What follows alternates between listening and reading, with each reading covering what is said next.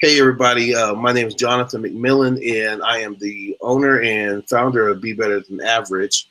I recently re-released my book, Better Than Average Goals, my guide to setting and achieving goals that change and save lives.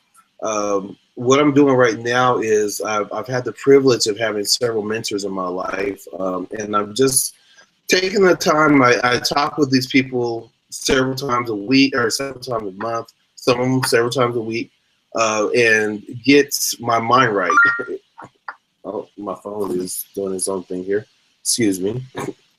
But one of those mentors and friends is Barry Overton.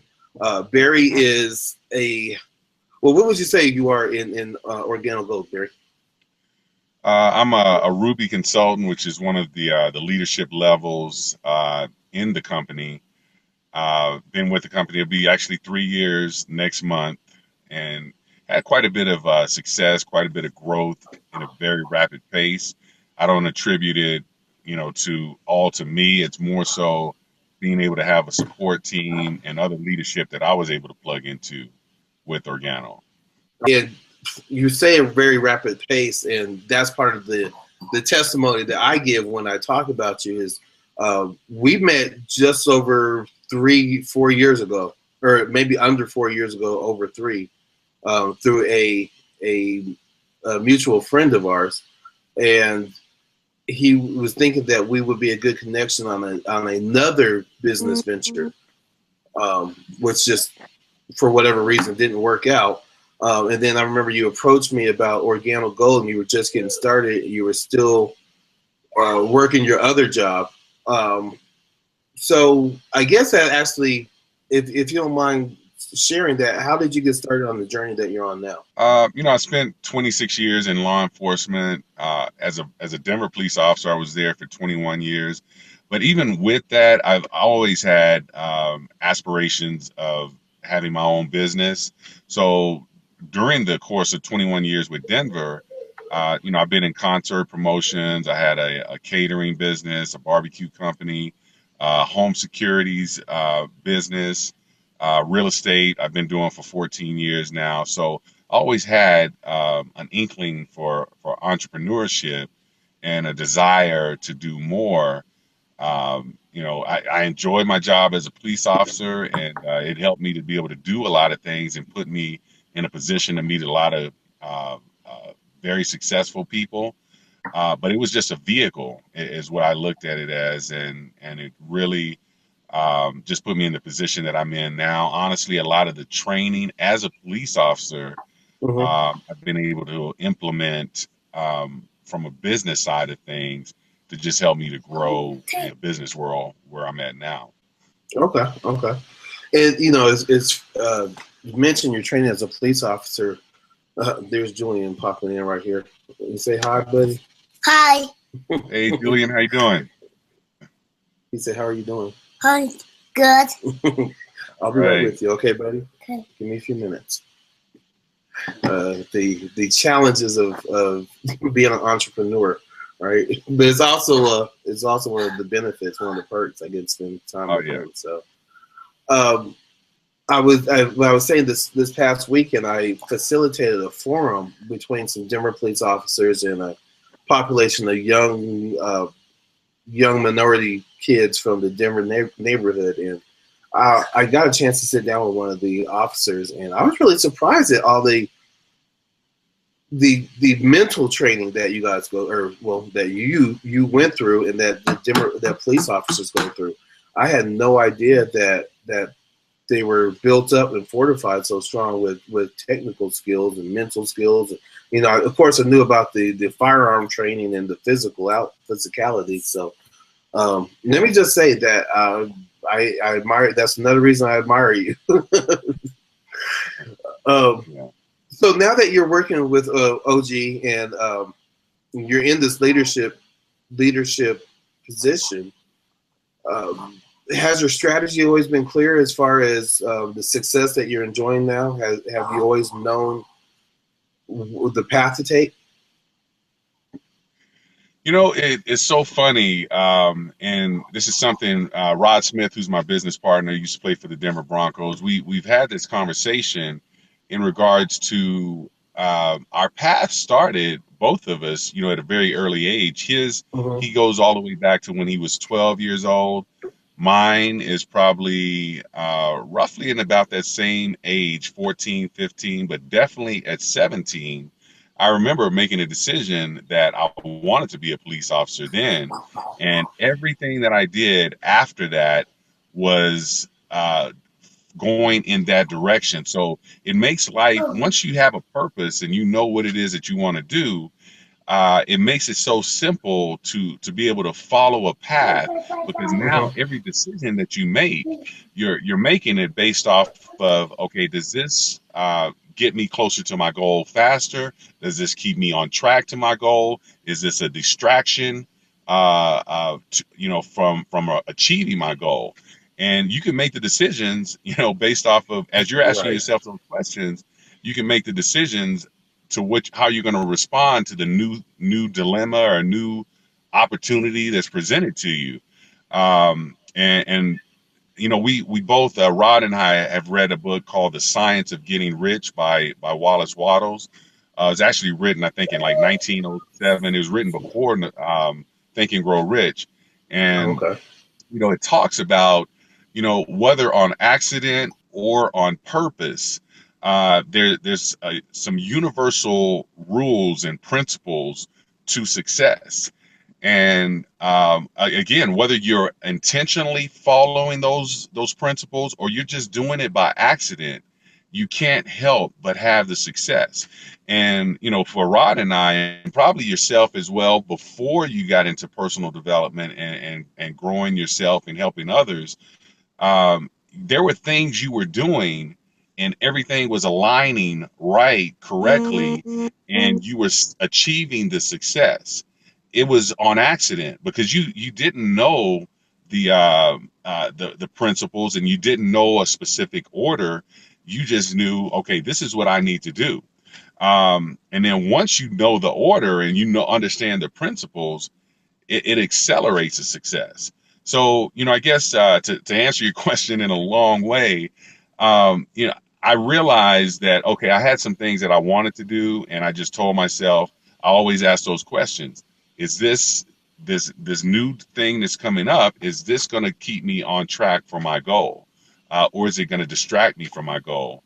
And then I would make the decision based off of my answer, and it just continued to propel me closer and closer to that goal. Well, and that's a great answer. And it don't feel as if you have to keep your answers concise because, I mean, the more information that I've always when you tell me things, I absorb it. And you're right. You're absolutely right. I like one of the things I enjoy about our conversations is you help me recognize things that I may have known but did not necessarily perceive. And Yeah. that's one of the principles that I've always looked at is um, if you have a goal, no matter what it is, when opportunities come to you or challenges, you can look and see really closer. Is this a shortcut or is this a detour? Mhm.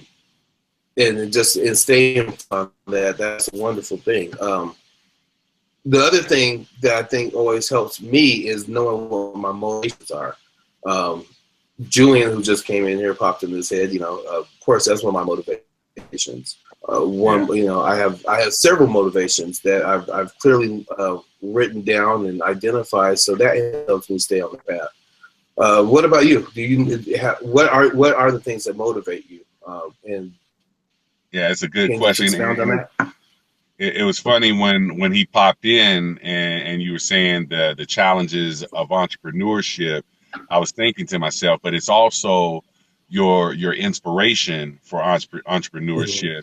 It's your why, why you do what you Mm-hmm. do. And again, you have him in front of you a lot of the time, most of the time, where again, your inspiration is always there. So it's a in that regards, when you're trying to do some things and he needs your attention, it can be a challenge. but probably most of the time it's an inspiration for you. And that's the same thing for me. See, my kids are my inspiration, because I grew up, and I think we can both kind of relate. I know your father was with the fire department. I grew up in a Uh-huh. place where I didn't necessarily have a lot. My mom did what she could, and she provided as best as she could. But I grew up not having a lot. I grew up not being able to experience the world. So that was something for me, even as a police officer. So as once I became a police officer, achieved that goal. Now the goal became, okay, become successful with this, and then Uh-huh. I started looking at entrepreneurship because I wanted to be able to provide for my kids from an education standpoint. They both went to private schools. My son still is in a private school. I Uh-huh. wanted to be able to give them opportunities to see the world. So I just came back from a cruise with my son, where again he went to Mexico. He was around like-minded individuals like myself, very successful, very Right. wealthy people that were feeding into him. And that's kind of been the added piece also, is that I'm giving him information at 12 years old, and it really started when he was 9. He's Uh-huh. getting information that I didn't get until I was in my 40s. And it's about creating Right. success. And I know Right. Julian is already getting that information, at a very early age. So they're going to be much more equipped to create success, create it very quickly for themselves, because they're armed with the necessary tools that we're feeding into them now. So really the why has been my kids, but it's from an aspect of being able to give them the things that so they don't want for anything, and being able to give them, also arming them with the tools to be able to create their own success. Because I know my son, seeing me do what I do Uh-huh. with this business and having the success that I have, it lets him know that anything is possible. I mean, you can go from being a police officer to a very successful entrepreneur. You can go from being, a high school dropout to a gentleman with a PhD. I know I'm talking about on that. But Right. again, there's so many stories of people that have beat the odds, and they beat the odds not by luck. It was because of determination. It was because of effort and hard work. It was because of belief, and it was because of having a very strong why in Uh-huh. regards to what it is that they were trying to do. Yeah, man, hey, you about to go to church up in here, brother. uh, hey, you touched on something that again, I'm loving how this conversation is going, just because whenever we talk, I get to know more about you, which is always more inspiring and educational to me. Yeah. So you had said something when you knew at a very young age that you wanted to be a police officer. And so Hmm. once you became an officer, your next goal was to be successful at it.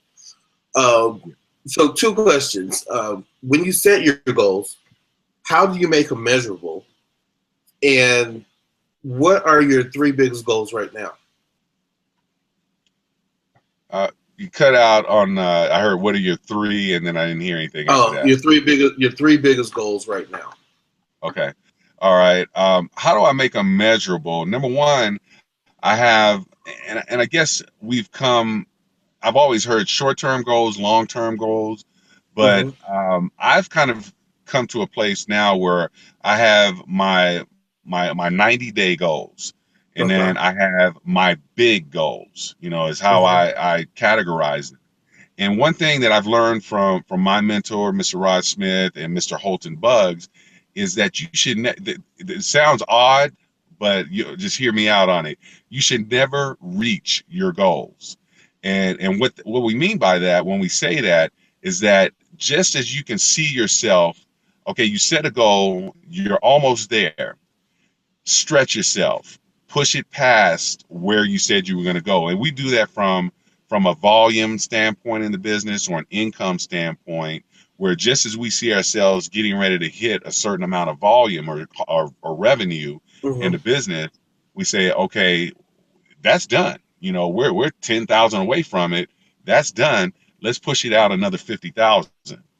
Um, so I always keep myself, because you think about it, if you reach the goal, you stop.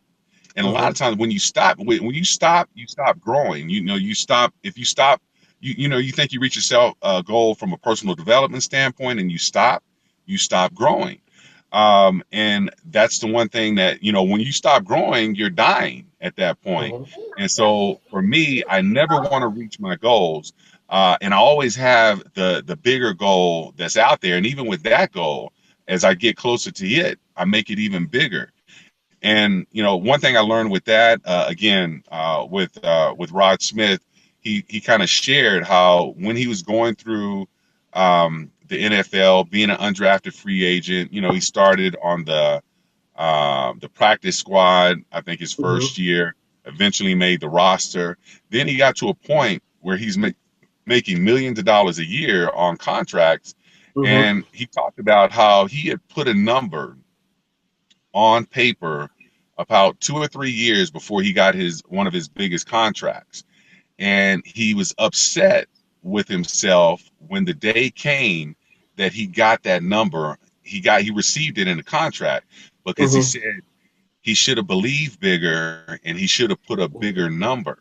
He should have stretched Right. himself, because again, he put a number that said, okay, this sounds reasonable. It's still a huge number for most people, but it was a reasonable number. And he Right. should have stretched himself to a much bigger number, because if would have done that, he would have got that as well. So, that's one thing that we're always talking about is stretching, because when you're stretching, you're causing yourself to grow. You're becoming Mhm. uncomfortable, but it's just Mhm. like when you're in the gym and you're working out and you're burning, the muscles are burning. You're allowing them to get stronger, and you're growing. The body is growing, and it's the exact same thing that we're doing over here, and it's all through goal setting. Man, Barry, if you hit on any more of my talking points, man, I'm gonna start hiring you out for some public speaking. Because I mean, obviously, better than average, be better than average.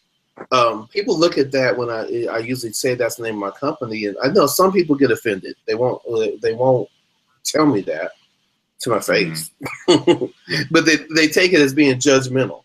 That I'm yeah. saying that you need to be better than somebody else, which is not necessarily the thing. Is It's saying that you're always shooting for a ever moving target. Hmm. You want to be better than just average, the average, settling for more, less than what you're capable. Yeah. And that's basically it. And if you're around people who think it's okay to not try to be successful, then and you're capable of it, then yes, you need to be better than the average people you hang around. And then when you move up to that next echelon, you need to push and challenge yourself to to be the best or better than, or not better than, but to be better than you currently are right now. So Yeah. yeah, and I hear you 100%. I always say that the only comfort zone that you should ever be in is the womb or the casket, Yeah. and eventually you have to come out of the womb, and the casket. Well, that's the ultimate comfort zone. So Yeah. you've mentioned Rod a lot, and I haven't. I've gotten the chance to meet him, but I haven't got a chance to know him yet. But between you and Brandon Marshall, I've heard a lot of great things about him.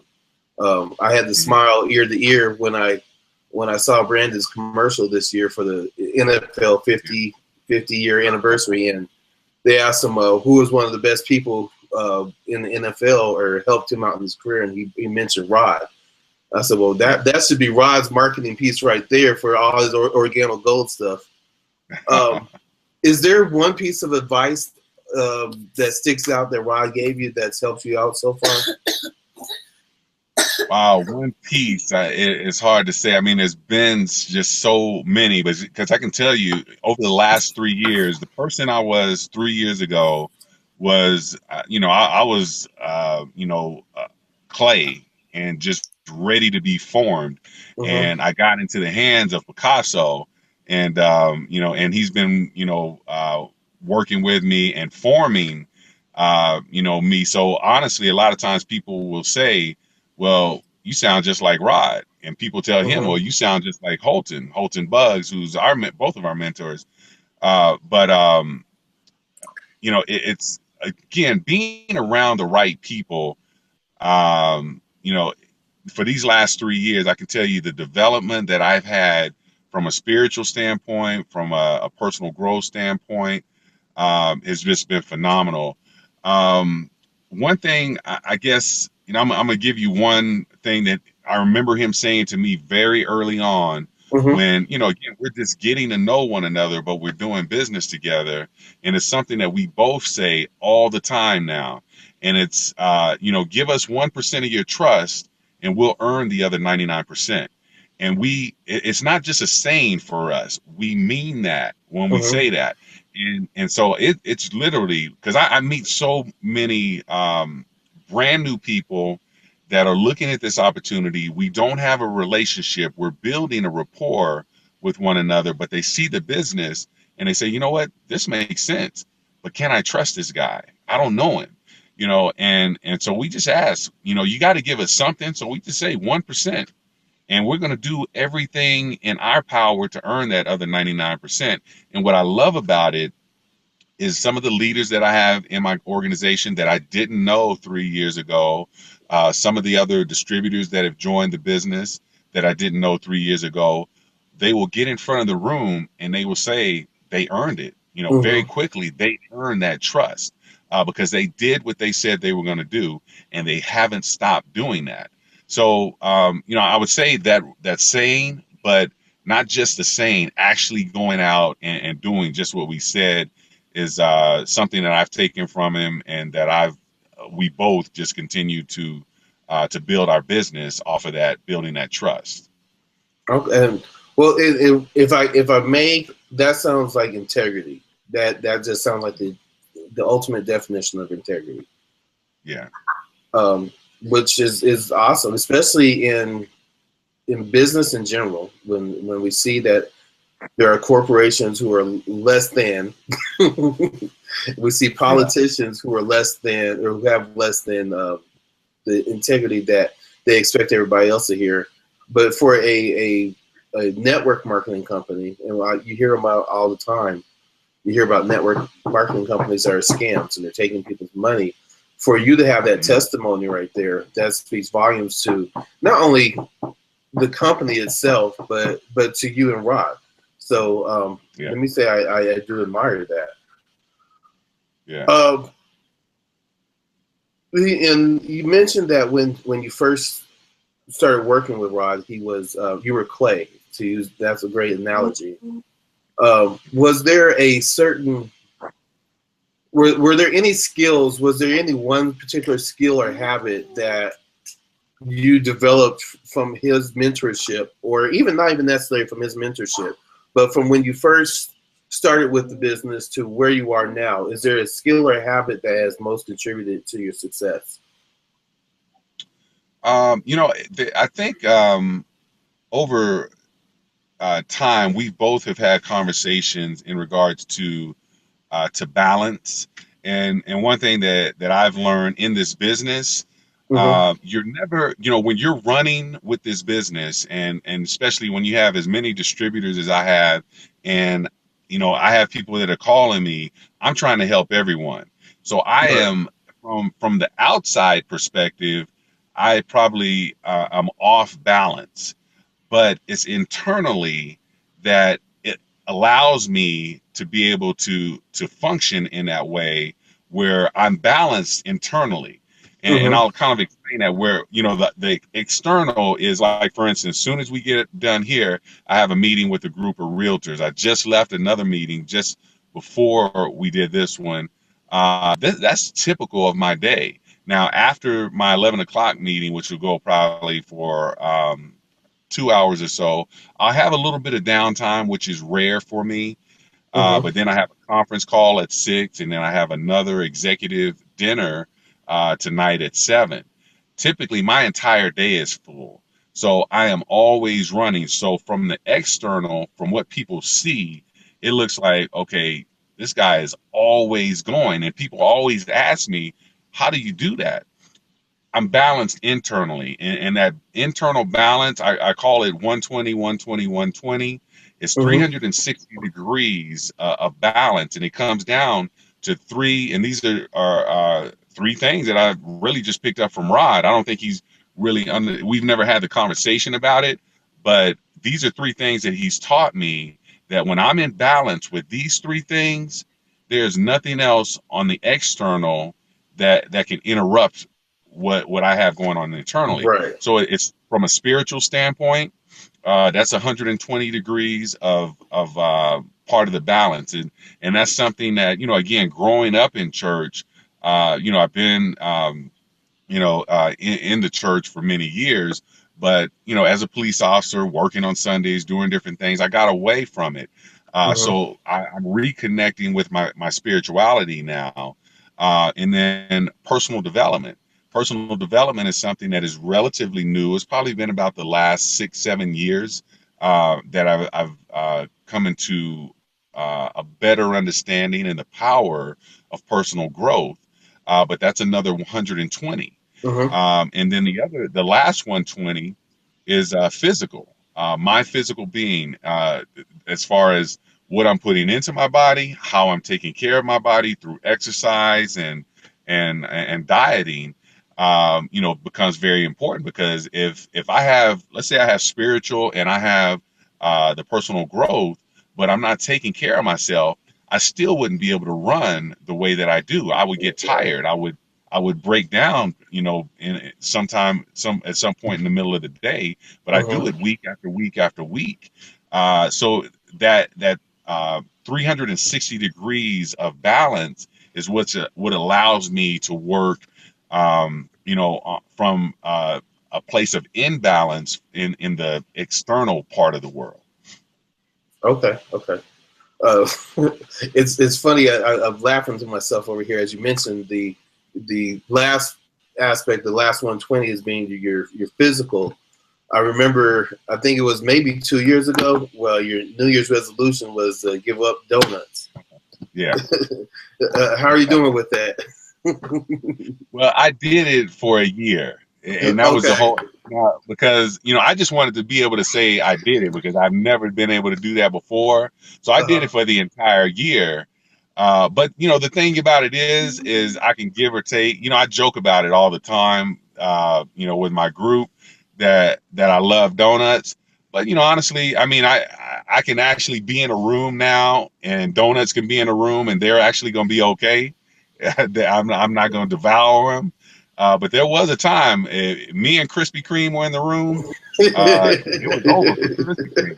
You know, so yeah, so it's definitely, it was, in the beginning, it was definitely a challenge, but it really just came to a point where it's like, you know, I'm fine. There's other stuff that I can have. Right. Yeah, but it was just realizing it was something that I really enjoyed, and being able to say, okay, I think it was 2014, I'm not going to eat any donuts, and actually being able to achieve it. Again, it was just one of those things where I realized, okay, if I set my mind to something, and stick to it, I can achieve anything in life that I want. Right. Well, and that's awesome, because I was kind of half teasing you, but I knew part of that story, and one of the things I always speak upon is, you know, obstacles are going to come, challenges are going to come, and it's about developing the skills and habits. Well, identifying those obstacles and understanding, like in your case, that you know, you just wanted to build up some willpower and build up the ability to commit to something and do it. You know, that's a skill and habit that not a lot of people take time to cultivate. You know, I always say that looking at the obstacles that you face. So if say, for example, you want to lose weight, then you have to eliminate donuts from your diet. And then using the skills and habits that you have to obtain in order to be successful directly correlate to whatever obstacles you're facing. So I admire you again for being able to take on that challenge. Look, we're running a little short on time, but I do want to ask you a couple of questions before we before we wrap up. Mm-hmm. My first one is, what is your best piece? Well, yeah, I guess what would be the best piece of advice that you would give someone who is looking to follow in your footsteps, and if you could do it in 10 words or less? I would say pick you a champion and find someone that has the things that you're trying to achieve, and follow them. Okay, awesome. The next thing is, this is the month of gratitude, Thanksgiving, and you know me, I am always on my gratitude challenges. What are you most grateful for right now?